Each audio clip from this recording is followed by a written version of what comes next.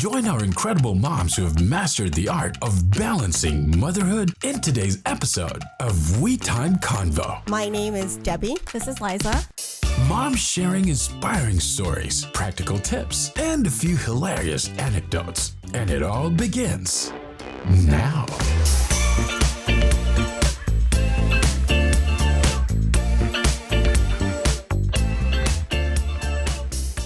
Yes, so mommy brain.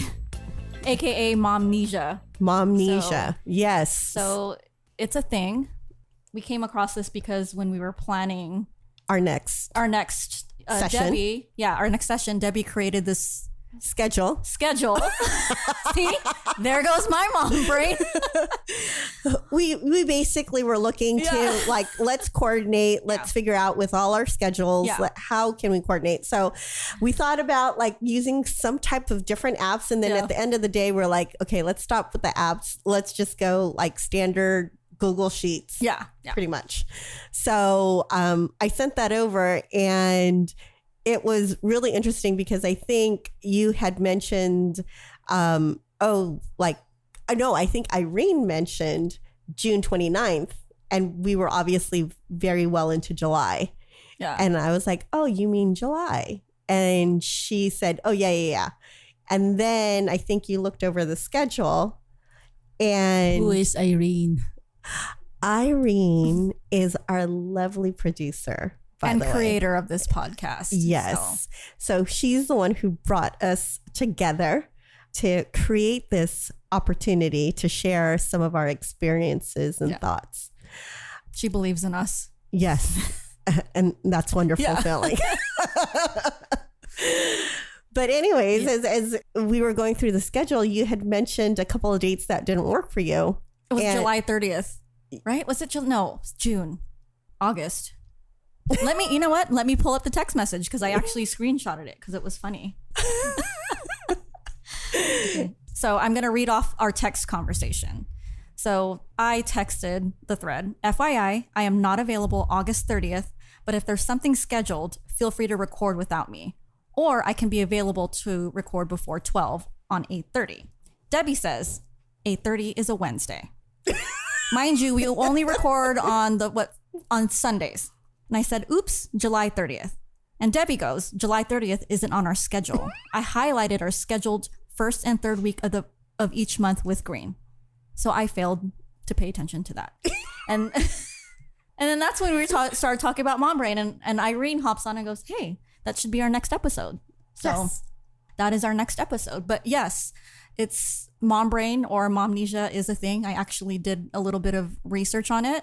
And our sources include New York Times, Mom Genes, Inside the New Science of Our Ancient Maternal Instinct by Abigail Tucker, The Long and Short-Term Effects of Motherhood on the Brain, author links, Open Overlay Panel by Paula Duarte Guterman, I apologize if I'm saying this wrong, Bonetta, and Lunar B. Lisa A.M. Gallia.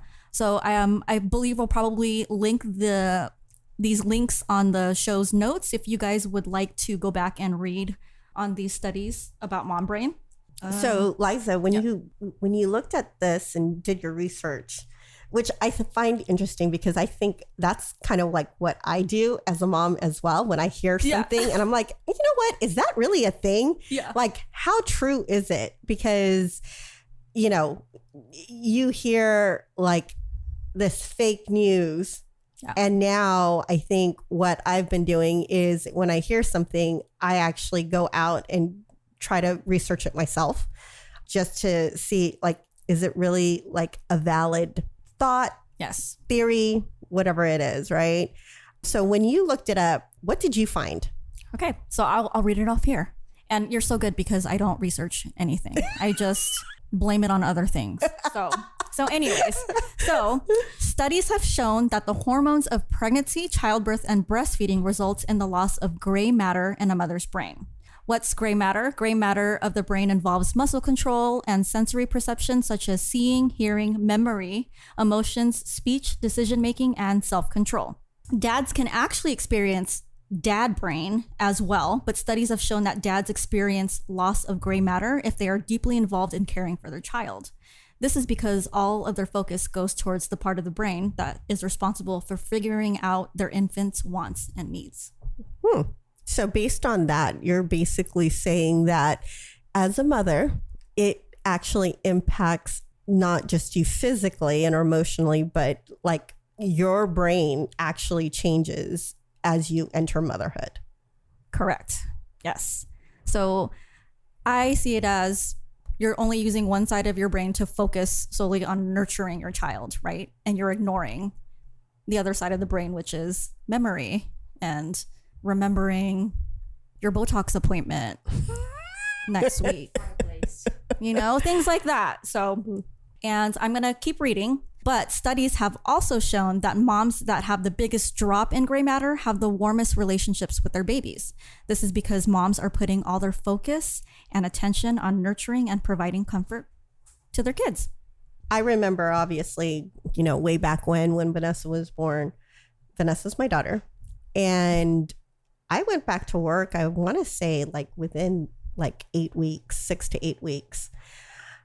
And I would imagine the impact of my mommy brain plus going back to work, which was in the corporate environment. So again, using my brain, I can see the correlation maybe on women who experience, you know, after pregnancy, postpartum depression. Exactly. Yeah. Exactly. And I think it becomes more and more relevant, right? Because I remember, you know, during my mom's time, right, they just push through it. Yeah. But it becomes more and more relevant, I think, because I hear about it more. Yeah.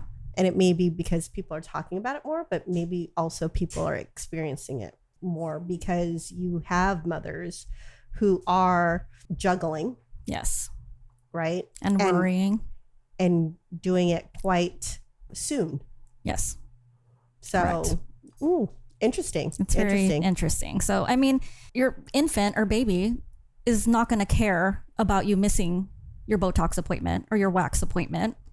Your baby wants you to focus on them. It wants you to keep them alive. And sure. So it's, yeah.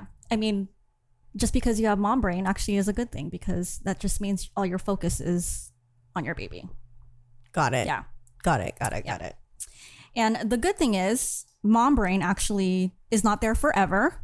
In a study published in 2019, which we'll link to the show notes if you'd like to read more on it, discovered that female rodents got better at completing mazes after they weaned their pups, which suggests that with time, mothers' brains improve. This is one of the major messages. Our brains actually do get better, Dr. Galea said. Oh, and that's great to know. Yeah. As far as when, I don't know because it's been many, many years for me, but it does get better. Well, and that's great to know that, you know, the brain is such a resilient tool. Yes. Right. You know, with all the things that I think this new age mother has to deal with or juggle, that's good to know that we can improve our brain function. They will go back. The gray matter comes back. Remember our simple words. Oh yeah, we were talking about that same text thread. We forget, you know, during our mom brain what was it simple that you had to look for? I couldn't figure out the word for fireplace for the life of me. I don't even know why I was thinking about it. I was like, what is that word? I went on Google and I looked up the word for starting a fire in your home. I was like, oh, fireplace. Like simple words like that, it just leaves your, like, why can't I think of simple words like that? You know, it's all in the gray matter.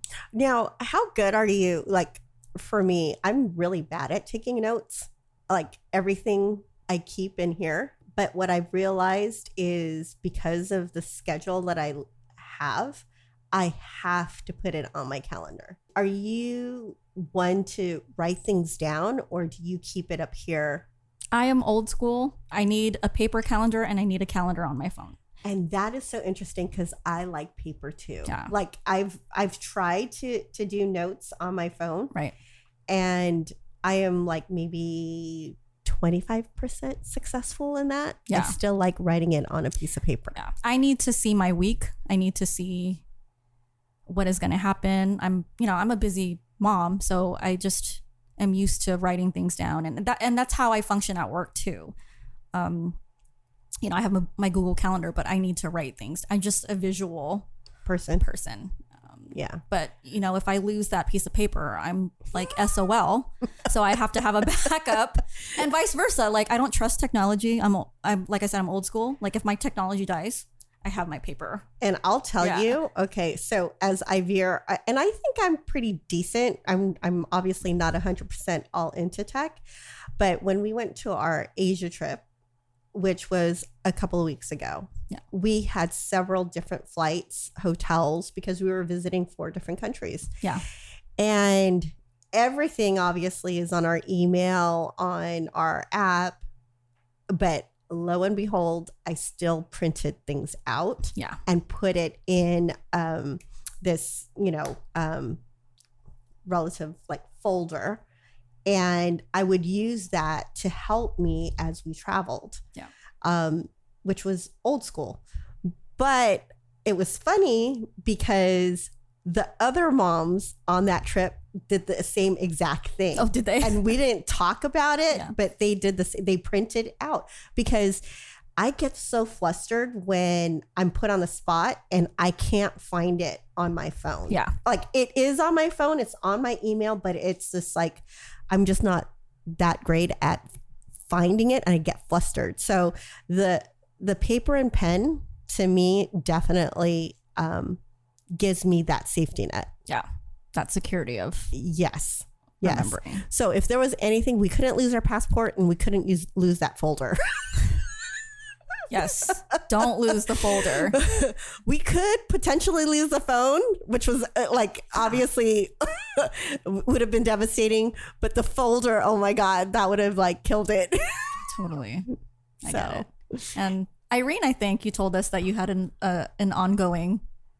Well, the kids always tell me, Mom, finish your sentences, because I cannot find the last word of the sentence usually. And she just walks away. Figure it out. Yeah.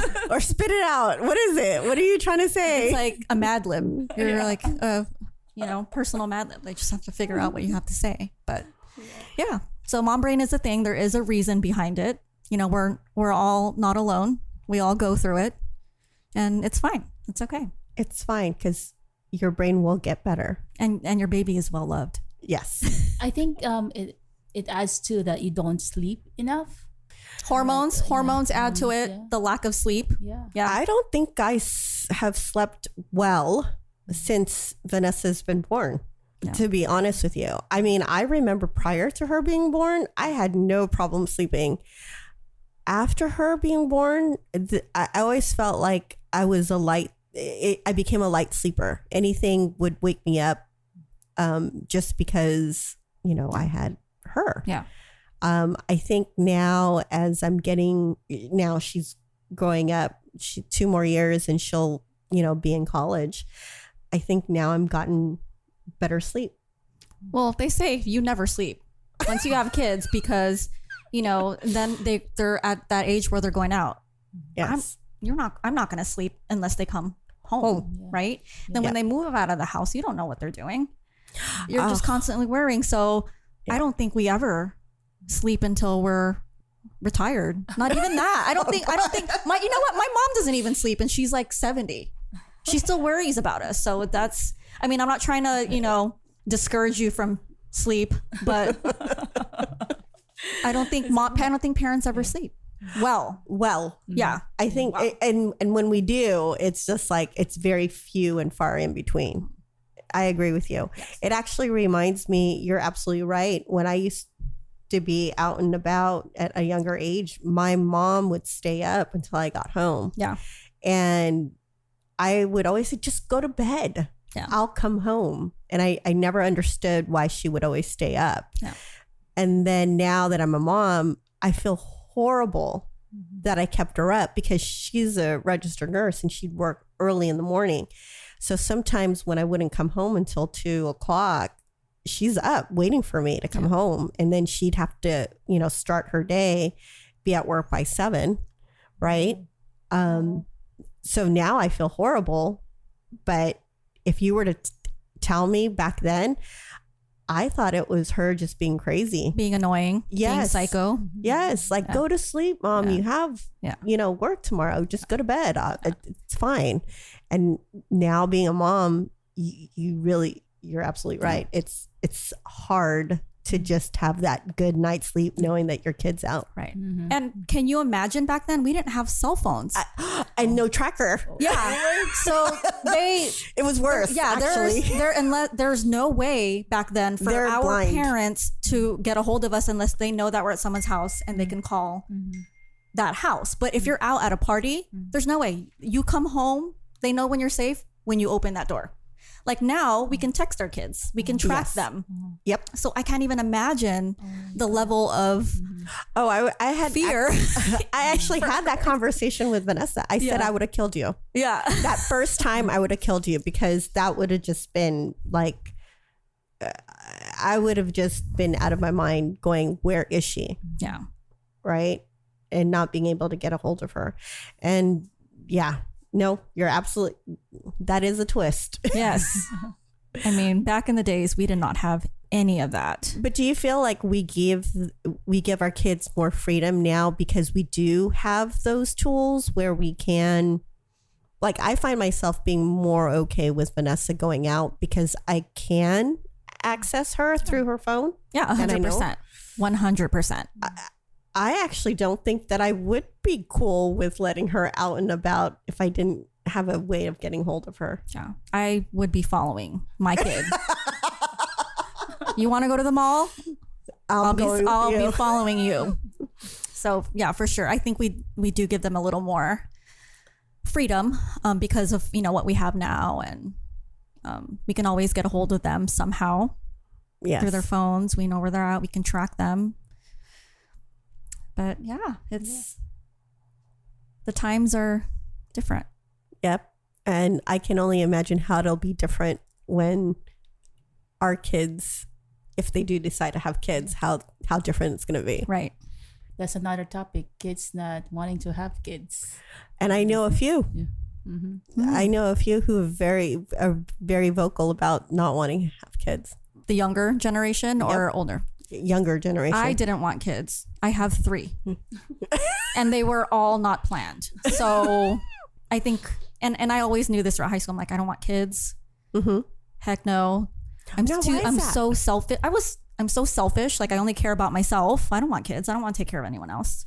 And, I got pregnant at 18. I had Haley, my oldest daughter, at 19, and that all just went away. Yeah. Well, I can say from my experience, and I had Vanessa actually after I was 30. So I was considered an older mom. They call it geriatric pregnancy. That's what they called. That's what my doctor would call me. That sounds so horrible. No. Okay. So let me tell you backstory. When I was pregnant with Violet, I was 38. And every time my doctor, my OBGYN would open my file, she'd be like, oh, okay, geriatric pregnancy. I'm like, oh my God. Seriously? It doesn't sound that great. Don't throw geriatric. Don't throw that word in there. Just because it's not. So anyways, yes, I'll let you go. No, but when I had her, that was, everybody had kids already. Yeah. And so I was like at that later stage. And I didn't think, it made me realize how selfish I was. Yeah. When you don't have kids, you could be really selfish. Yeah, absolutely. And then when you have kids, you realize that just kind of goes out the window. Yeah. It's not about you anymore. No, but I do think that there is a level of selfishness that you have to keep. Yeah. I mean, my theory is you can't be a good mom unless you take care of yourself. You have to take care of your mind. You have to take care of your body. Because if that is not good, if your mind is not well, then your mind is not well for your kids. And I'm glad that this is a message that you're hearing more and more, because I think the initial is you're being a bad mom or you're being a bad person. Like there's a negative connotation of like taking care of yourself before taking care of your kids. Right. Right. And so I love hearing this message because it's very true. And I think your kids can appreciate it as well, because if you do, I don't know, I'm a believer, if you do everything for your kids, then how is that going to translate to them when they get into adulthood? Right. Some people call it mean when I talk to Vanessa or deal with Vanessa in certain ways, because they think that I'm just being mean. So what are some examples? Well, some examples are, when, actually, I hate this because we were just talking about like swear words. Yeah. So when she was younger, I made a point not to swear in front of her. Right. After, obviously, as she got older, that kind of went out the window. Yeah. So sometimes, and I do swear, and I swear in front of her and sometimes to her. Yeah. But I think she understands that that is just me reacting. Yeah. It's not that is the title that I have on her. Right. So that's an example of where I think if you didn't know me and you heard me talking to her about something and being stern, you'd be like, oh my God, this is a horrible mom, because she's just like laying out that message. But I think for me, it just, when she hears it, she hears the seriousness of what I'm trying to tell her. Yeah. Like you're not messing around. Yes. Yeah. Yes. And so there's that balance, because I think if an outside person heard it, they'd be like, you are a horrible mom. And I don't think that I am, but I do feel like she needs to be like, you got to take those blinds off. Yeah. You got to crack the whip. Yes. Yeah. Yes. For sure. So that's an example of how I can be mean. Yeah. Do you have any examples? Girl, I cuss up a storm at my kids all the time. So my theory on cussing is I was like that at first. Like I'm not gonna swear around my kids. But now that I think about it, they're gonna hear it one way or the other. They're gonna hear it at school. They're gonna hear it on TV. They just need to know that's not something that comes out of their mouth, and how to use it around me, around, they just have to know that those specific words are not good words. Sure. Right. So, I do cuss at my kids. But like I said, that's how they know that I'm not messing around. Like this is, I'm pissed kind of thing. So funny you say that, because I have a funny story. So David, David is my baby daddy. He's my ex, but we co-parent very well. He texts, I was out last night because, she's with David on Saturdays. And he's like, he text messaged me and was like, Violet asked if she can say what the fuck. And I said, what did you say? Okay, now let's remember, how old is Violet? Violet is 4. And Debbie was over here feeling like a bad mom, but I have my 4-year-old saying it. And so I was like, what did you say? And he said, no. And so she goes, well, can I say what the heck? Mm-hmm. And he's like, I'd rather you not say that anything like that, but it's better than what the fuck. Yes. So now every time, like today, she's like, Mom, can I say damn? And I said, like that? She's like, I said, only if you say it like that. So she goes, damn.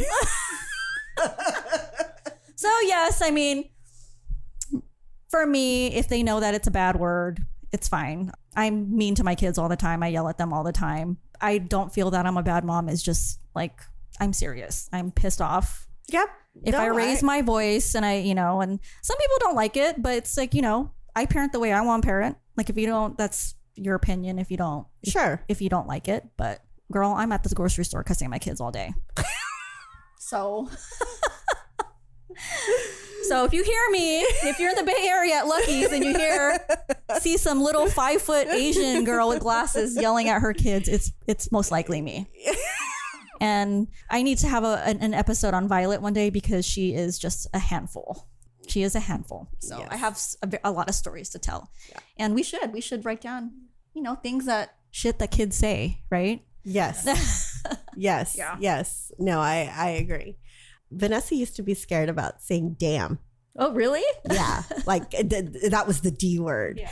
And now, you know, like now that she's older, I'm a little bit more loose in her language. Yeah. Because I get it. Sometimes things are frustrating. Sometimes you get pissed off.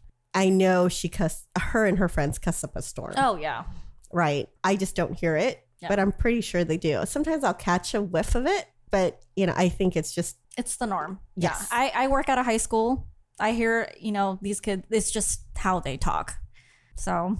Yep. No. Okay. Well, I don't feel bad then. Don't feel bad. especially around me. Yeah. But some people just don't believe in cussing to begin with. So. Yeah. And that's to each their own. fine. Right. Yeah. That's to fine. each their own. That's fine. But I mean, the kids will hear it unless you shelter them. Yes. Eventually. Yeah. They'll eventually hear it. Yes. But I like it sounds to me that yes, they can hear it, but they can't use these things until they get a little older. Yeah. So there's an age appropriateness when you use some of these words. You can use it when you have kids. There you go. Yeah. I use it on my kids all the time. So it's a real thing. Yeah, Momnesia is a thing. And moms, don't worry about it. And when you get older, you'll get dementia or Alzheimer's.